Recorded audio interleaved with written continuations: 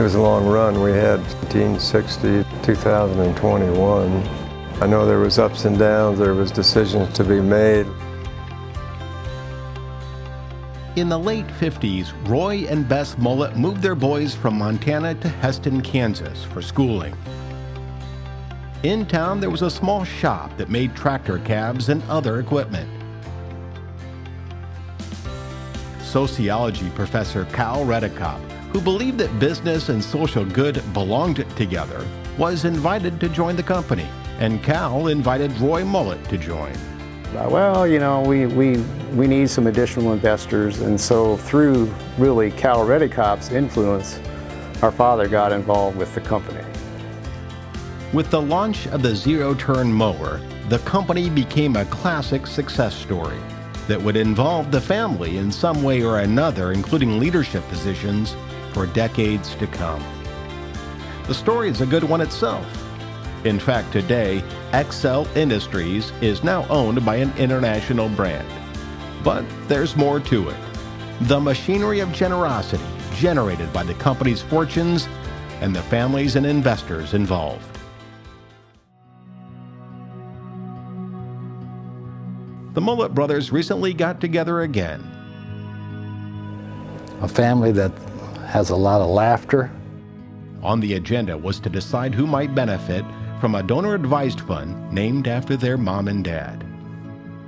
We've been meeting now for about 4 or 5 years, and that's been real rewarding too. This is something that the folks would have supported, and so that's kind of the impetus for where we give. All the time has kept us closer. Our cousins say about how close we are, even though we are miles apart. Everett's has long served them and many others with these charitable services. No, it's been nice just to be able to call them up and say, hey, I'd like to, or do it online and say, I'd like to contribute to this. No, personally, it's been great for me. I'm comfortable that Everence is investing those funds in a way that would be congruent with my belief system. Individually, I get to decide where it goes, so shame on me if I'm having it sent to some place that that doesn't make sense for me. So, for Cal and Roy and others, giving was a natural part of business operations. They both had pretty strong feelings about tithing, charitable giving. It's the right thing to do, you know, and I think Roy was real rigorous about that in his farming operation before he got involved with Excel. Dad had a checkbook, and in it he had part of the income that he had was he labeled the poor fund, and that wasn't for us, even though we were poor, probably. It was something that was always there. I mean, I can remember Dad writing the check out to the church every Sunday before we'd go to church, and you know, and sometimes he'd let you put it in the plate as it came around and stuff. As the business grew more elaborate, so did the model for charitable giving. Instead of having this, well, is it a good year or bad year, and what do we do with all this? You know, every company goes through ups and downs, and to where it gets close to whether you're going to make it or not.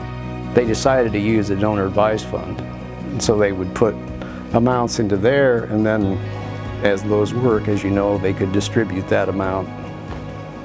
In the lean years, they would have some and they would draw that down. The good years, they put a lot in there and they would build it up.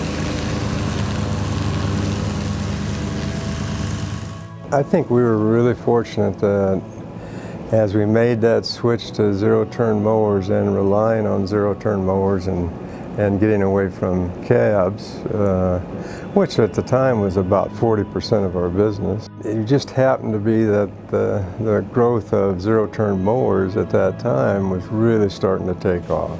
We had those shareholders create their own donor advised funds.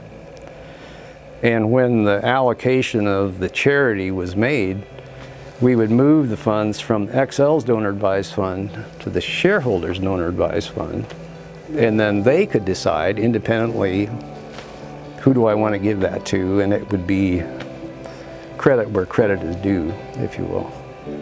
So Everence worked really well with us in making all that happen. This engine of philanthropy has resulted in joyful, thriving community projects, and even more than will ever be known. I think it was truly done out of a motivation of charity, right? It wasn't like, well, if we do this, we're going to get a good name, or it'll help us sell mowers or anything like that. I mean, it was just like, that's the right thing to do. It was not for any personal reward, but I have to admit that there is a certain gratification about being able to give. I mean, the responses you get. You know, there was never a burden to give or anything like that. It was always voluntary, and I think it was certainly lead by example. I mean, it was just like, that's the right thing to do, and that's what they did.